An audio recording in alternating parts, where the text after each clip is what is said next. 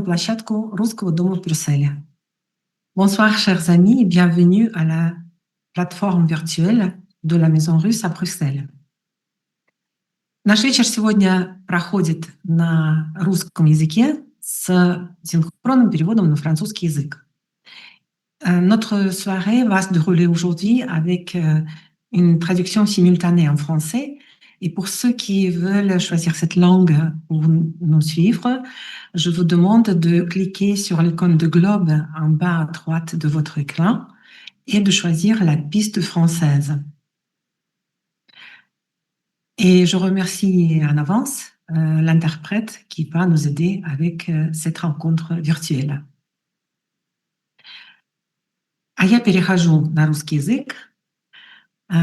И с удовольствием. Donc maintenant, je vais passer à la langue russe et je vais ouvrir notre deuxième partie de notre excursion d'Ermitage virtuel, Ars Vivendi, Franz Snyders et la nature morte flamande du XVIIe siècle. Cette excursion, tout d'abord, fait partie, comme il est bien connu, de notre projet pilote, de la collaboration avec l'Ermitage qui s'appelle les soirées d'Ermitage et qui se déroule sur notre plateforme virtuelle de notre maison russe pendant toute l'année de 2025 et j'espère qu'il y aura la suite. Justement, il y a très peu de temps, les collaborateur d'Ermitage, Madame Dotsenka, la conseillère du directeur général, est arrivée à nous et a fait une conférence sur les particularités du musée moderne. Et notre musée d'aujourd'hui, en fait, est organisé aujourd'hui parce que la première partie de cette excursion a eu beaucoup de résonance et il y a eu beaucoup de personnes qui nous ont écrit, qui nous ont recontactés parce que vraiment cette excursion, cette exposition est c'est vraiment merveilleuse et qui nous montre la nature morte flamande du XVIIe siècle et c'est pour cette raison cette excursion vidéo avec Vladislav Sretkevich sera commentée et par en fait la responsable et le curateur et le responsable et curateur de cette exposition, Monsieur Dedinkin. Mikhail, bonsoir. Je vous remercie que vous soyez avec nous. Est-ce que vous allez faire une introduction, quelques mots d'introduction? On va passer tout à la vidéo. Je pense que le mot d'introduction était la première partie de ce cycle d'exposition. Je pense que peut-être que il serait bien de revenir peut-être à la première partie pour en parler encore plus. Et maintenant, on va voir la projection de cette excursion virtuelle.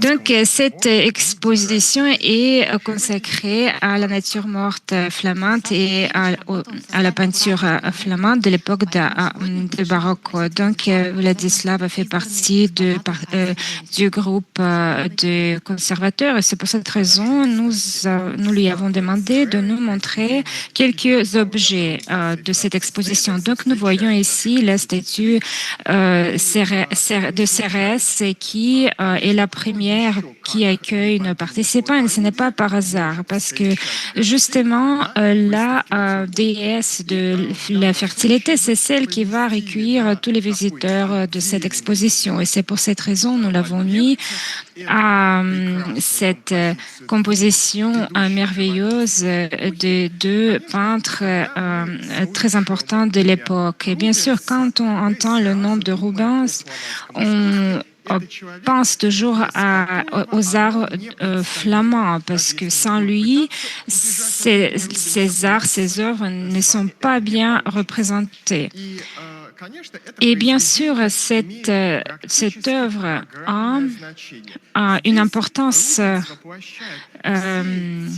très grande parce que Rubens ici, il montre toutes les réflexions, toutes les nouveautés de son époque qu'il incarne dans son œuvre et dans la théorie de la peinture et qu'il crée dans une série de traités. Par exemple, dans le traité sur la sculpture. Et quand Rubens arrive de l'Italie, il dit que le bon peintre prend les motifs de ces grands peintres précédents. Et on voit ici comment la statue antique est mise au centre de sa composition par l'auteur. Il mit cette statue dans une arche architecturale qui appelle forme de l'architecture italienne, de baroque de l'église de Sainte-Croix, et ce sont les formes architecturales très à la mode qui Rubens essaie de créer sur le sol flamand. Il les amène à Antwerpen et en fait incarne dans l'architecture de sa propre maison. Et le troisième composant important de cette peinture, ce sont les guirlandes de fruits qui rajoutent notre Franz Schneider, l'héros principal de l'exposition, qui pendant assez longtemps travaillait côte à côte avec Rubens dans son atelier en complémentant ses peintures de Rubens avec ses compositions de nature morte. Un autre détail important de cette œuvre qui fait partie de la théorie des arts de Rubens et qui reflète la similitude, l'observation sur la nature. Et ici, on voit la tradition qui est représentée par la statue antique et les nouveautés des arts de l'époque et également l'attention vers la nature qui est rapportée ici par Franz Schneider. Merci beaucoup. Je sais que vous avez voulu parler de certains cartons. Et ma première question est qu'est-ce que c'est cette technique? Parce que nous connaissons la peinture, la sculpture, et ici c'est le carton, c'est très inhabituel. Donc le carton, c'est une étape de préparation dans les arts monumentaux. Ça peut être les fresques, la peinture sur les murs, ça peut être les œuvres des arts appliqués. Par exemple, ici, ce carton est préparatoire pour la tapisserie.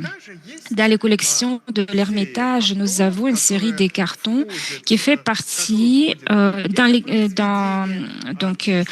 et cette œuvre fait partie de cette collection qui a été peinte par Peter Bull et Avenberg. Et donc ici, nous voyons une scène culminante où tous les trophées de chasse se sont rassemblés dans un seul espace. Donc, dans certains cartons, on parle de la chasse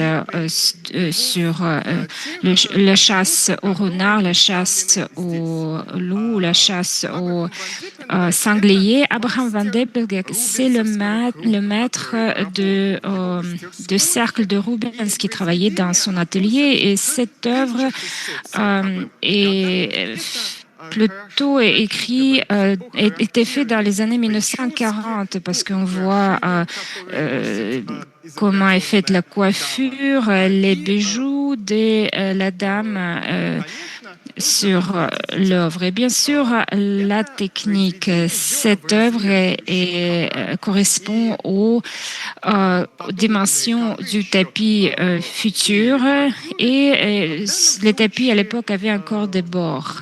Et dans ce cas, nous voyons un carton qui a été créé de 60 bouts de papier très épais, collé bout à bout, et on a utilisé les peintures à la base de colle qui ressemblent à la gouache moderne et qui ont ce côté mat. Et bien sûr, une œuvre de cette échelle et cette technique compliquée, c'est une victoire et le triomphe de notre atelier de restauration qui a passé beaucoup de temps pour restaurer cette peinture, cette œuvre, et maintenant nous pouvons l'exposer ici. Et nous savons qu'en 1670, la tapisserie a été préparée en utilisant ces cartons dans l'atelier de Michael Wouters. Et ensuite, on pouvait les suivre dans les enchères différents européens, mais on peut imaginer non pas seulement l'étape préparatoire de ce travail, mais en utilisant les photos pendant les images noir et blanc, on pouvait voir comment ces tapisseries étaient en état prêt.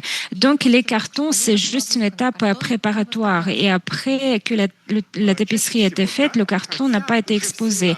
Oui, dans la plupart des cas, c'était ça, mais au XVIIIe siècle déjà, les cartons des peintres fameux sont très demandés par les collectionneurs et sont utilisés comme un élément de la peinture décorative. Et de cette manière, carton étant une étape préparatoire de travail, commence à jouer un rôle indépendant, d'une œuvre indépendante. Il est intéressant de remarquer les animaux ici sur cette œuvre. Nous voyons ici les animaux de tout coin du monde. Nous voyons le lion et autres. C'est plutôt une allégorie. Oui, en effet, c'est une composition allégorique qui montre un triomphe de la chasse qui ressemble à tous les animaux qui sont représentés sur les compositions différentes en une seule composition. Et Peter Boulle, c'est celui qui a peint les animaux. C'est un peintre qui, avant, avait travaillé en Flandre et ensuite en France.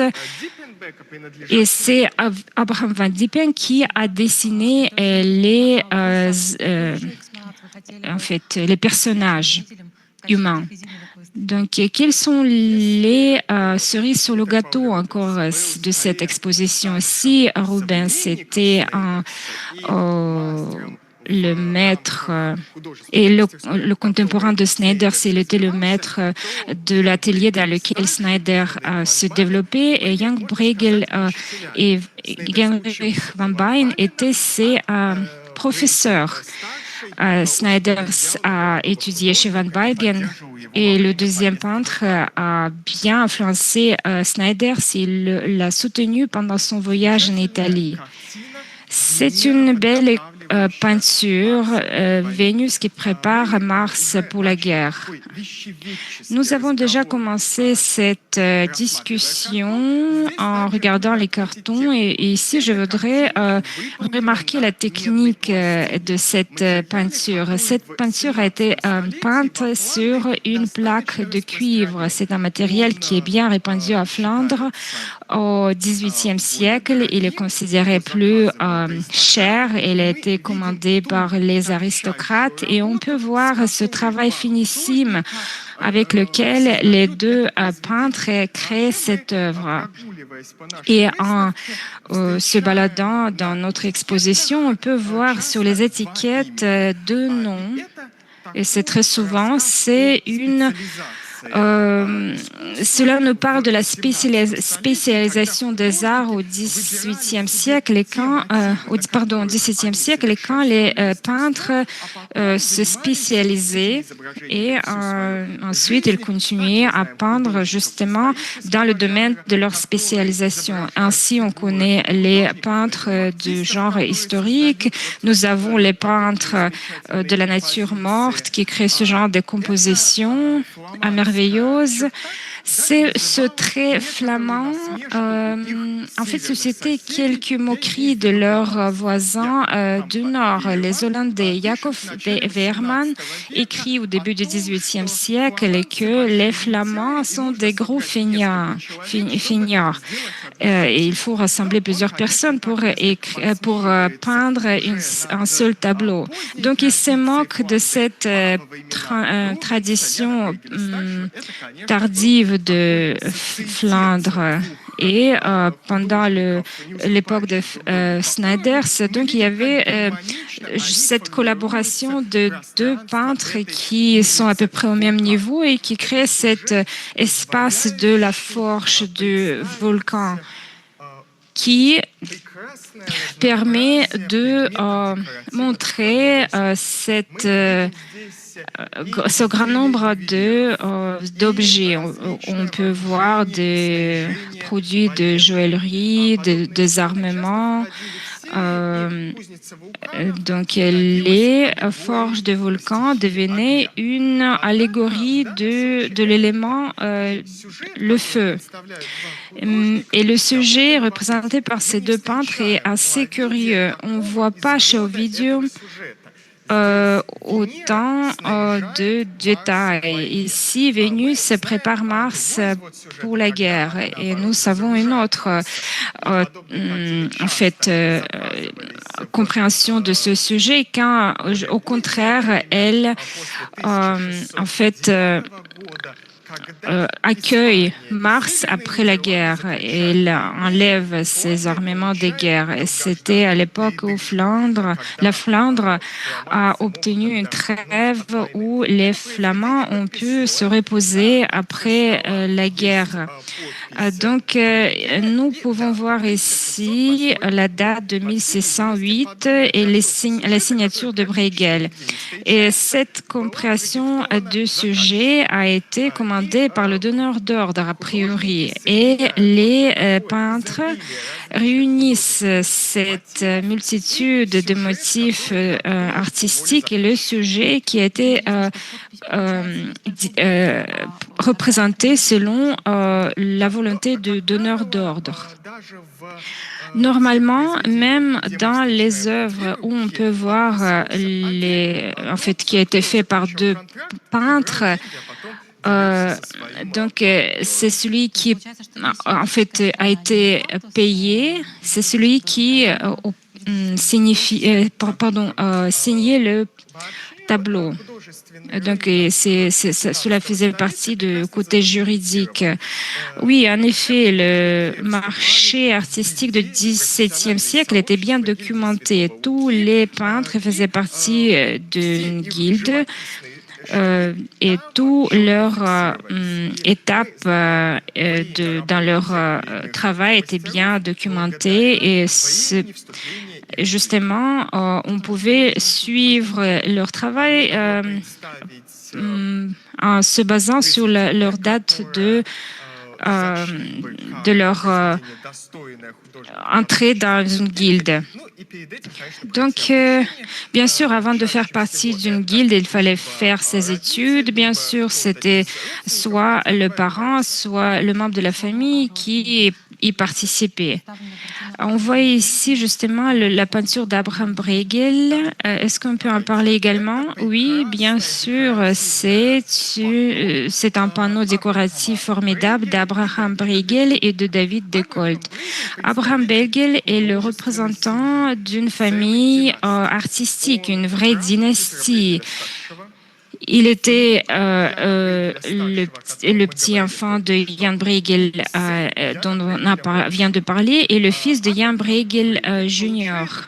Et donc, Abraham Bruegel a fait ses études en Flandre et les études artistiques. Et ensuite, il va en Italie où il travaille tout d'abord à Rome et après au Naples. Donc, nous exposons deux gros panneaux qui faisaient partie d'une seule série. Donc, chers spectateurs, ici, c'est le printemps. Nous avons également le panneau été. Les deux ont été faits environ en 1846 parce que l'un de ces panneaux est daté. Et donc, les deux panneaux ont une signature de peintre et ici, on peut voir cette signature sur le pot de fleurs. Et bien sûr, ce sont les œuvres de grands peintres. ici, on voit une collection de fleurs différentes qui sont montrées sur le panneau. On peut voir les anémoniums, les roses, les tulipes, les narcisses, qui étaient à l'époque parfois exotiques et qui étaient en fait poussés dans les orangeries et qui étaient bien aimés par les collectionneurs de l'époque. Et en même temps, malgré le fait que le caractère et les couleurs de cette œuvre sont tellement italiennes, plein de vie, très multicolores, nous pouvons trouver également les traits flamands. Par exemple, les personnages qui sont représentés ici, on peut voir un jeune homme et une jeune fille poussés vers l'un l'autre par l'amour et les chiens qui se reniflent à côté. Et donc, les peintres prennent ces personnages de la peinture de Rubens qui s'appelle Le Jardin de l'amour. Donc, ainsi, Rubens, 45 ans après sa mort, en fait, pénètre dans la tradition du XVIIe siècle, influençant les peintres des générations suivantes. Donc, David de Kooning s'est spécialisé sur les animaux. Il était également flamand qui avait beaucoup travaillé en Italie. Il rajoute ici cette belle dinde, un petit chien, un paon. Ce sont les motifs très vivants qui rendent ce panneau décoratif n'est pas seulement une belle peinture, mais qui nous invite également dans ce jardin, dans l'ombre de ce jardin. Et je voulais justement savoir si ces oiseaux ont une fonction décorative seulement ou il y a un sens allégorique qui est inclus. Moi, je pense que dans ce cas, c'est plutôt une fonction décorative parce que le paon et les dindes sont les oiseaux qui sont beaux et souvent, qui faisaient partie des volières des aristocrates et parfois ces oiseaux sont inclus dans les peintures pour donner à la peinture un quelconque sens. Par exemple, il y a une peinture qui s'appelle Le combat entre le coq et la dinde.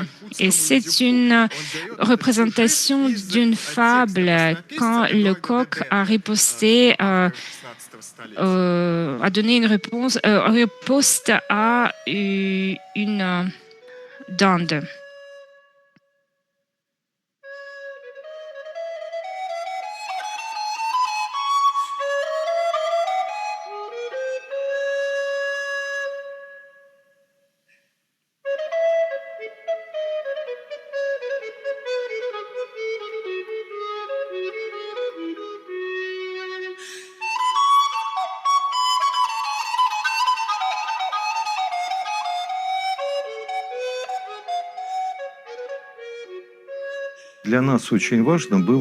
Pour nous, il était très important de vraiment préparer pour la restauration plusieurs objets qui avant n'ont pas été exposés, qui soit existaient, mais juste existaient comme une ligne dans un catalogue. La grande peinture d'Abraham Bruegel après la guerre était sur le mur de l'antichambre du directeur. Donc, a priori, il y avait 4 panneaux qui montraient les 4 saisons. Et cette peinture qui a été restaurée, elle s'appelle Le Printemps. Et chacune de ces peintures remplissait un mur entier. Et ces peintures ont été peintes par un peintre flamand qui, la plupart de sa vie, a passé en Italie, mais qui restait quand même le peintre flamand, et qui était la raison pourquoi il y a beaucoup de personnes qui s'adressaient à lui, parce que les peintres italiens travailler différemment avec la composition et donc ici sur cette peinture vous pouvez voir ce parc idéal avec cette composition et une grande composition énorme avec des fleurs différentes, avec les animaux très rares dans leur beauté. Donc, c'était une époque des découvertes géographiques où les choses, les objets qui apparaissaient pour la première fois en Europe. Et donc, et les collections botaniques apparaissent, cela devient à la mode, une activité à la mode, comme également la collection des animaux exotiques. Tout cela apparaît pendant l'époque du baroque. Et tout cela est bien reflété par le peintre.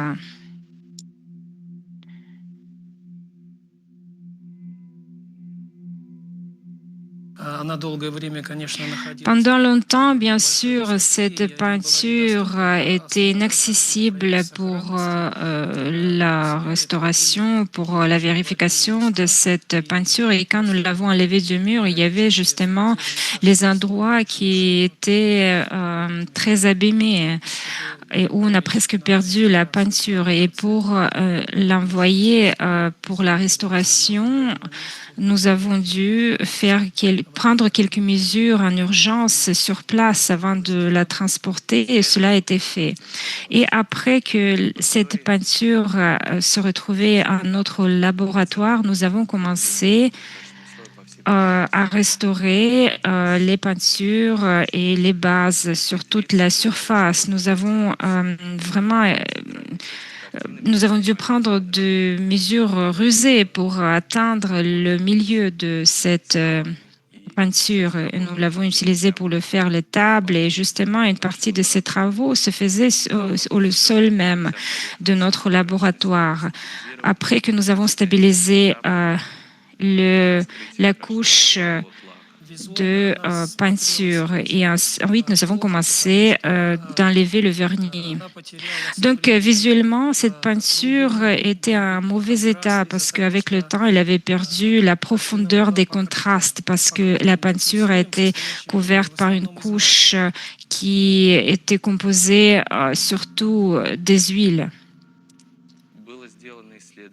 Et nous avons fait une vérification en fait, de vernis et de couverture et nous avons compris qu'il a été fait des huiles différentes. Donc, c'était un obstacle pour nous parce que les paramètres de la dissolvation de la couche et de vernis avec les peintures qui étaient en dessous, ça compliquait notre tâche.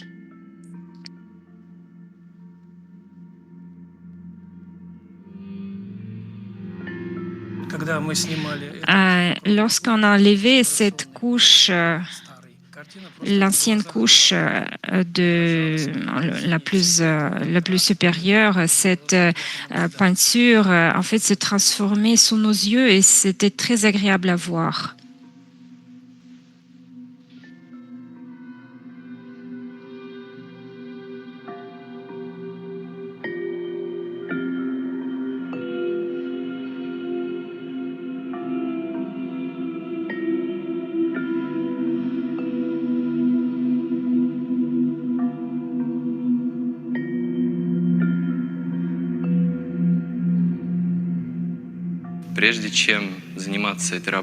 Avant de commencer notre travail sur cette peinture, nous avons fait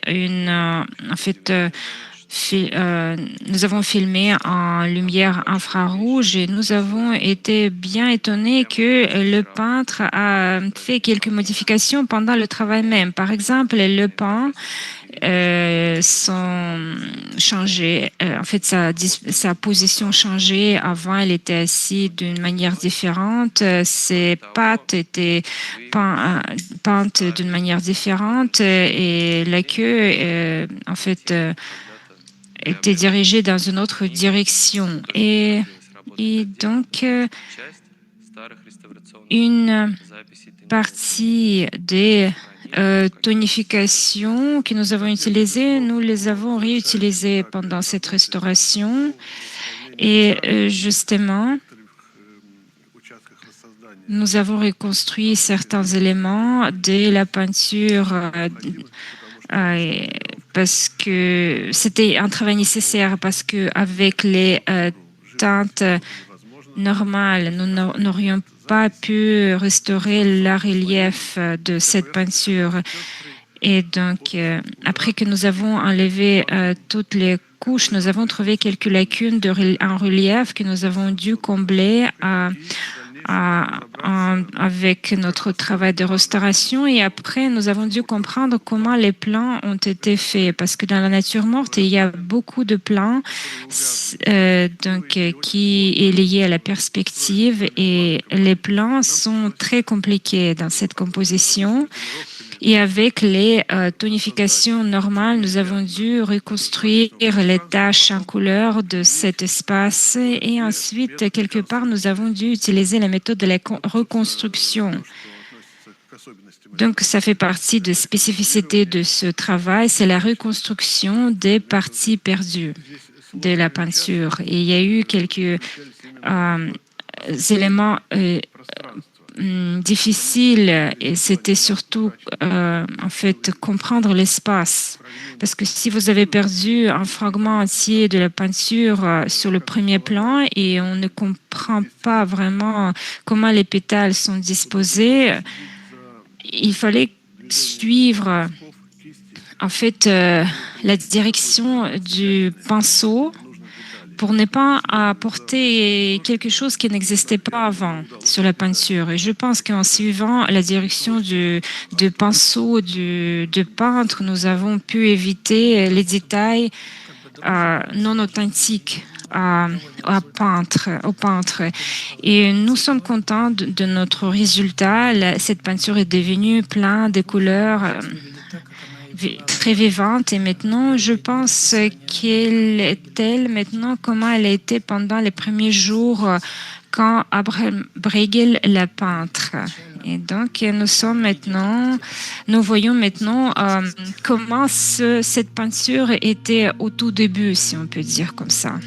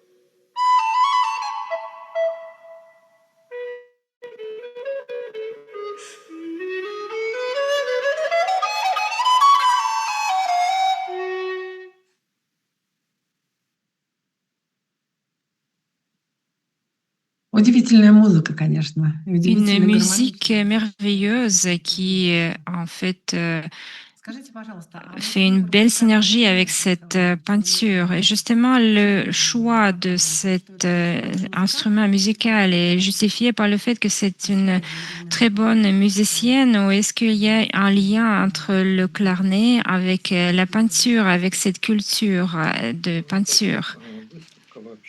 Cette peinture, en fait, euh,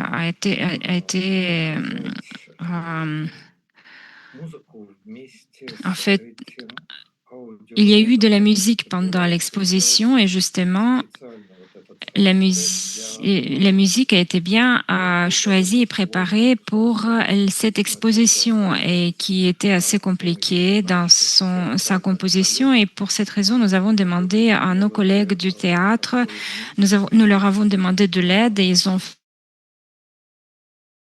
fait entre la musique du Nord hollandaise du XVIIe siècle et avec les sons vivants qui devaient aider aux spectateurs de s'imaginer une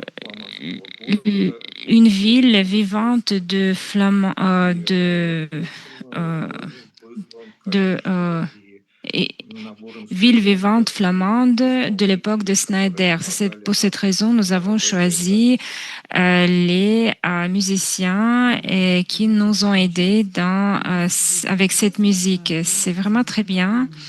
Je voudrais rappeler à nos participants de poser vos questions en utilisant le chat. Vous pouvez cliquer sur l'icône du chat en bas de votre écran et vous pouvez également lever votre main et poser votre question à haute voix ou faire votre commentaire. Dites s'il vous plaît tout d'abord, nos participants vous remercient pour cette narration très intéressante. Pourriez-vous nous expliquer la question de l'éducation des peintres flamands du XVIIe siècle? Où est-ce qu'il avait fait ses études et qu'est-ce qui était leur inspiration? Donc, ce sont les questions très différentes, mais qui sont rassemblées en une seule question. Donc, des études de Moyen Âge a été complètement conservées au XVIIe siècle. Et ces études quand le métier, les études sont transférées du maître aux élèves dans un atelier où l'apprenti doit passer par les étapes différentes à partir du zéro, de la préparation des matériels, de la préparation des peintures. Donc, à partir de ce côté technologique jusqu'aux auteurs des arts, quand l'apprenti peut peindre ses propres œuvres ou en répétant les peintures de maître. L'apprenti participait dans les peintures, dans les œuvres du maître lui-même, ou par exemple Rubens confiait à ses élèves les plus proches à faire une tâche dans ses propres, dans ses propres tableaux. Donc, ce genre de structure des études a été conservé pendant assez longtemps et qui a été assez efficace. Cela préparait l'apprenti pour son travail indépendant, après quoi il pouvait commencer à voyager.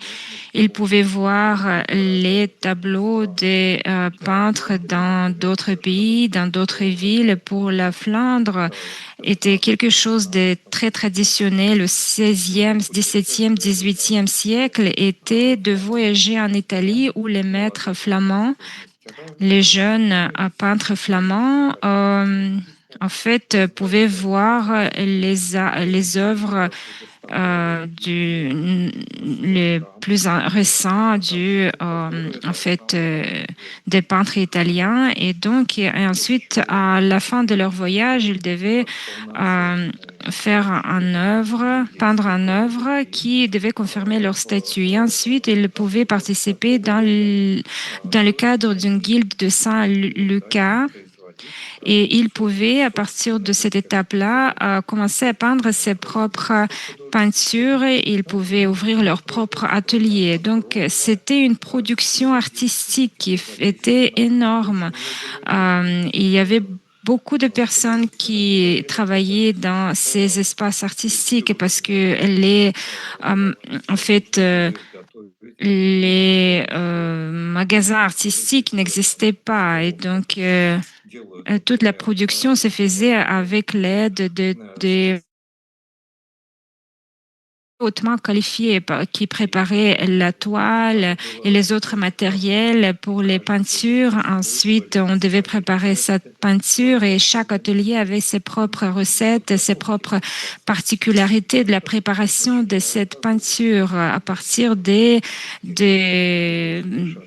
fait, des pigments qui devaient être mélangés avec tous les composants pour que cette peinture puisse être utilisable et justement utiliser autant qu'on a besoin parce qu'il n'y avait pas de conditions de conserver pendant longtemps ces peintures. Donc, c'était une production très compliquée, une production artistique et un sujet séparé et très intéressant. En revenant à notre question, donc, c'était les écoles individuelles. Donc, comme aujourd'hui nous avons les académies des beaux-arts, ça n'existait pas. C'était plus tard. Les études standardisées pour de dessin qui va être fait par l'Académie des beaux-arts à partir du XVIIIe siècle, cela n'existait pas encore. Donc, tout se faisait dans le cadre des ateliers séparés de grands peintres qui existaient parce que il y avait une grande demande pour leurs produits et justement, selon les volumes de production, cette demande était assez élevée. On comprend qu'il y a beaucoup de choses, beaucoup de peintures ont été perdues, mais quand même, à partir de tout ce que nous avons pu voir, les volumes étaient quand même importants.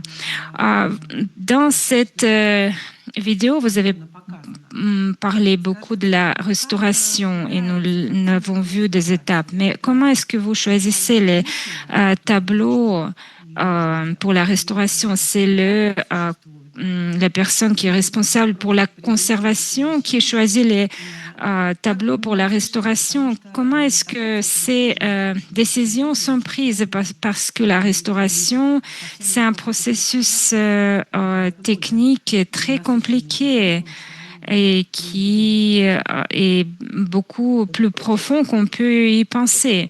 Donc, c'est un processus artistique, premièrement, et c'est un processus qui est très peu prévisible souvent parce que les peintures en fait, des grands maîtres, ce sont les peintures avec beaucoup d'éléments compliqués et difficiles qu'on peut voir juste, en fait, juste plus tard, après, pendant le travail. Par exemple, on pense que cette peinture peut être facilement restaurée et quand on commence notre travail, on retrouve beaucoup de défauts cachés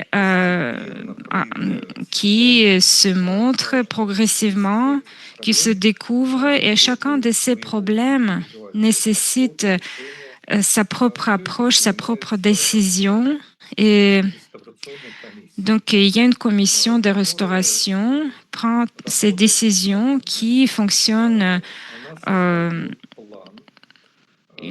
et en fait tout le temps, qui prépare le plan de travaux pour le futur proche et qui également contrôle le travail qui est maintenant qui se fait maintenant parce que beaucoup de questions difficiles nécessitent la discussion des professionnels. Et dans cette commission, de cette commission font partie ne pas seulement les peintres restaurateurs, mais également les spécialistes de l'expertise physico-technique, chimique et les conservateurs. Les chercheurs conservateurs. Et donc, cette discussion va déterminer le caractère des travaux dans l'atelier de la restauration. Bien sûr, on aimerait bien restaurer tout, mais cela n'est pas possible. Et pour inclure un tableau, je parle juste des tableaux maintenant, pour inclure un tableau dans ce plan, nous avons besoin d'un fondement bien précis et sérieux. Donc, ça peut être, par exemple, une nécessité récente ou juste le fait que le tableau est en état d'urgence, qui est rare. Par exemple, quand le tableau est sorti de la salle et on peut montrer ce tableau aux visiteurs, bien sûr, dans ce cas, on restaure ce tableau. La peinture va passer par une recherche approfondie, par une examination approfondie. Aucune action ne peut être prise avant l'examination des rentgenologues, avant qu'on n'a pas examiné dans les lumières différentes cette peinture, avant qu'on des informations sur les couches différentes de la peinture. Et c'est après que la décision est prise. Oui, en effet, ce processus est très intéressant et très compliqué. Et dans les musées de Belgique et j'imagine dans d'autres pays, on peut voir ce genre de scène comme où nous pouvons voir les échafaudages devant un tableau et on peut voir le restaurateur juste sur ces échafaudages et devant les visiteurs et les participants et il fait quelque chose sur ce tableau et parfois même ses mains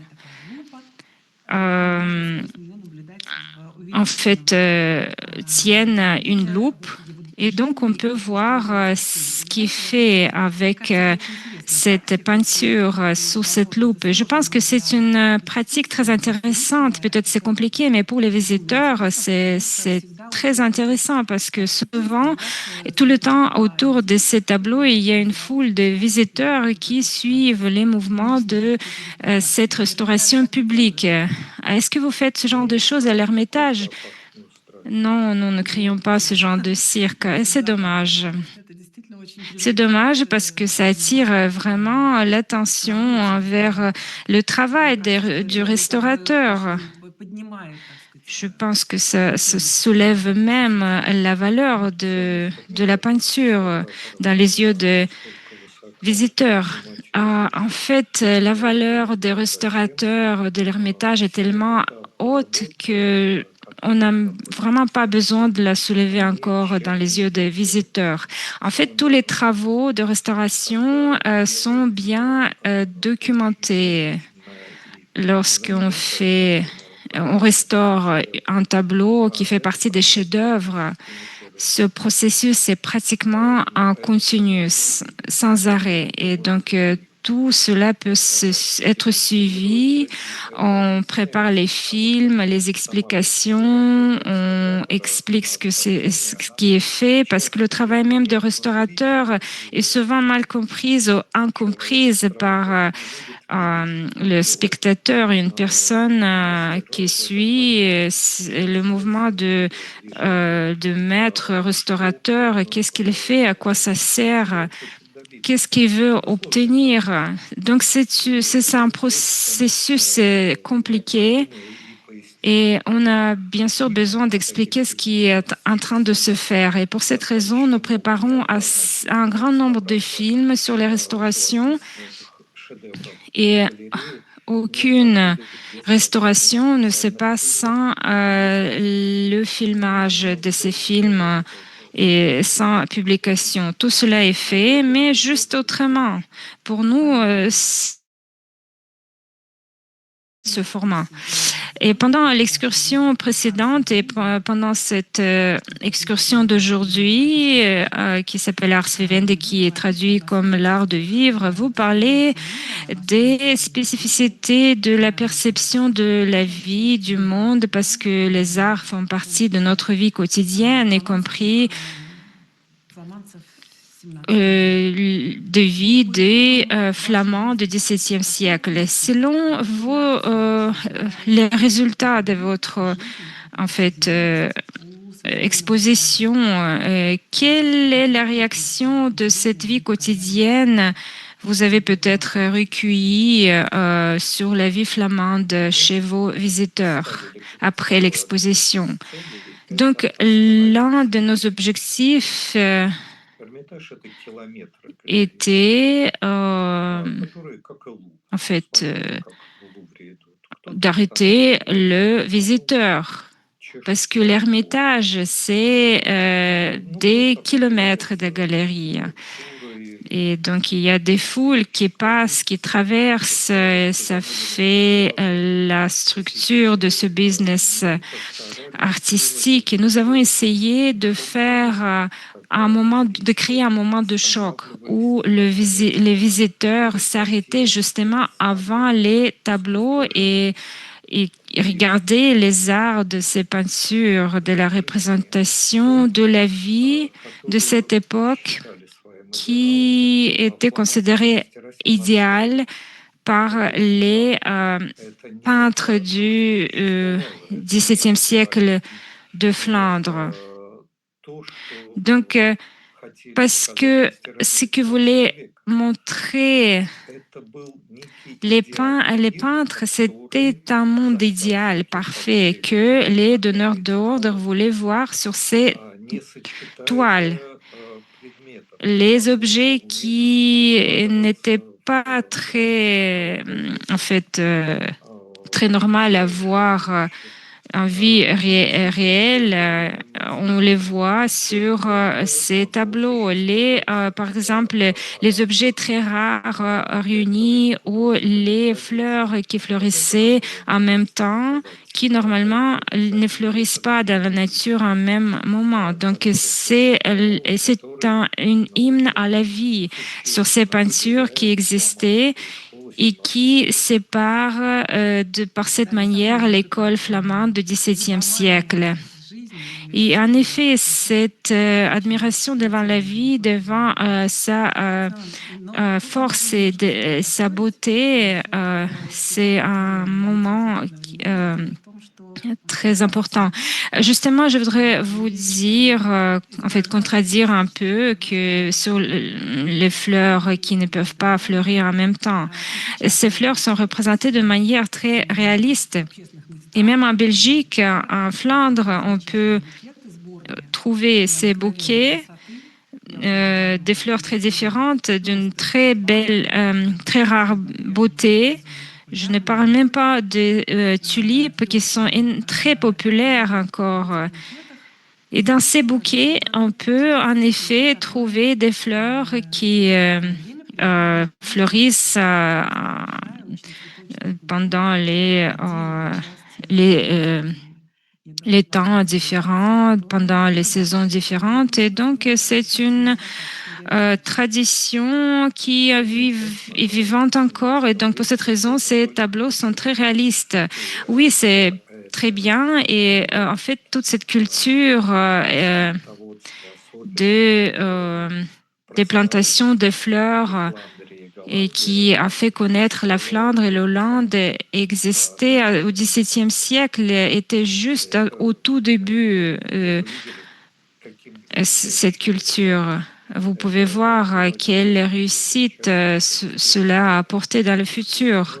Et en effet, ces arts vivent toujours. Et bien sûr, en Russie, il y a beaucoup de personnes qui aiment les fleurs, qui aiment leur jardin. Ils avaient intérêt particulier et nous avons eu une résonance particulière pour ces tableaux. Nous avons reçu quelques commentaires. Je ne sais même pas par lequel commencer. Je vais peut-être commencer par le dernier. Il est paradoxal que dans l'époque de la guerre de 30 ans, où l'Espagne et la France étaient en guerre justement pour la Flandre, et on s'attendait à des sujets de guerre et non pas de peinture sur la nature morte. Et un autre commentaire, merci beaucoup pour cette aventure intéressante de l'époque du baroque. J'étais très intéressée par cette explication des restaurations. Le travail des restaurateurs suscite beaucoup de respect. Je voudrais entendre un peu plus sur les symboles dans la nature morte de cette période. Par exemple, les insectes, en fait, les produits consommables, en fait, la nourriture. En Hollande et en Flandre, il y a eu quelques différences entre ces deux pays et donc nous avons eu toute une partie consacrée à ces différences et nous avons préparé pour les visiteurs les introductions dans le monde des symboles, des objets, des plantes. Et chacune de ces introductions, chacune de ces représentations avait sa propre tradition et nous avons fait en sorte pour que certains objets étaient bien expliqués aux visiteurs de manière claire pour qu'ils puissent comprendre l'existence de certains objets, de certaines fleurs et dans la composition. Et bien sûr, les visiteurs de votre exposition étaient bien chanceux parce qu'ils avaient l'accès à ces textes et à ces explications. Et qu'est-ce qu'on peut faire, nous, maintenant, qui n'avons pas la possibilité maintenant de visiter l'Ermitage pour cette exposition merveilleuse? Est-ce que vous pourriez nous envoyer pour notre site, pour nos participants, pour nos spectateurs, est-ce qu'on peut vous demander de nous envoyer quelques fragments de ces explications pour que nos visiteurs puissent les lire à distance? Je pense que le service de presse peut le faire parce que nous avons tous ces textes. Oui, ce serait vraiment gentil de votre part et bien sûr, on va en fait contacter la direction de notre projet, les soirées d'Ermitage, pour qu'ils puissent nous envoyer ces explications. Ce serait vraiment très utile. Et un autre commentaire. Donc après le remerciement, il dit qu'il voudrait bien justement voir les excursions dans l'Ermitage parce que beaucoup d'entre nous ne peuvent pas aller voir en présentiel les salles de l'Ermitage. Est-ce qu'on peut voir une excursion online, en ligne, dans plusieurs salles? Et justement, cela est lié à vos explications lyriques quand vous avez dit vous avons montré les tableaux qui font partie de la collection permanente et qui ne font pas partie de cette excursion, mais en fait temporaire. Et bien sûr, on voudrait bien justement voir et marcher dans les salles d'Ermitage. Bien sûr, je comprends que ce n'est pas une question pour vous, mais plutôt pour nos collègues qui préparent le projet. Mais bien sûr, je vais leur transmettre ce souhait et ce commentaire parce que ces voyages virtuels dans les salles de l'Ermitage, c'est vraiment quelque chose à en rêver. Oui, je pense que c'est un travail normal qui a été bien activé après la pandémie, donc où l'Ermitage a commencé son existence virtuelle. Nous avons cumulé beaucoup de tours virtuels. Je pense, pour cette raison, nous pouvons organiser ce genre de en fait, balade dans l'Ermitage. Et donc, peut-être on va clôturer notre conférence parce que le temps de Mikhail Andreevich et d'autres collègues n'est pas en fait est limité et donc je voudrais vous remercier pour votre participation. Notre projet continue. En décembre, nous allons vous organiser une autre conférence dont le sujet va être annoncé plus tard. Donc, suivez-nous. Et maintenant, je voudrais remercier tous les participants et tout d'abord vous, Mikhail Alegovitch. Avec nous était le responsable et le curateur de l'exposition Ars Vivendi, Monsieur Mikhail Dedinkin, qui a participé pendant la première et la deuxième partie de l'excursion. Et je pense que vous avez bien profité, vous avez bien apprécié cette excursion artistique. Et grâce à vous, Mikhail, nous avons encore une fois touché ces beaux et grands arts. Merci beaucoup à tous ceux qui étaient avec nous et suivez nos annonces et on va se voir encore une fois virtuellement dans les salles d'Ermitage en décembre. Merci et bonne soirée.